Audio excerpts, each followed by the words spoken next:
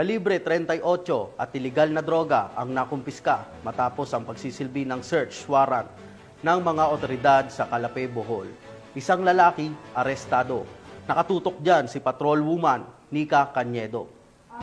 Ang isang lalaki sa bayan ng Calapay, Bohol matapos ang matagumpay na pagpapatupad ng search warrant operation para sa paglabag sa Republic Act 10591 o ang Comprehensive Firearms and Ammunition Regulation Act at Republic Act 9165 o ang Comprehensive Dangerous Drugs Act of 2002 nitong Oktubre 23 taong kasalukuyan bandang alas 5:59 ng umaga. Kinilala ni Police Major Neon Francis Alvarez, Chief of Police ng Calapay Municipal Police Station, Bohol Police Provincial Office. Ang suspect na si Andy, 34 taong gulang, residente ng Sitio Bato, Barangay Santa Cruz, Calapay, Bohol. Mula sa bisa ng search warrant, nakumpiska ng mga operatiba ang isang unit ng caliber 38 revolver, 2 piraso ng live ammunition at 1 pirasong kulay orange na long sleeve na ginamit pambalot sa nasabing baril. Sa search incidental to lawful arrest, nasamsam din ang 5 pakete ng pinaniwalaang shabu na tinatayang may bigat na 10 gramo at halagang 68,000 pesos. Ang mga nakumpiskang baril at bala ay isusumite sa Bohol Provincial Forensic Unit para sa ballistics examination,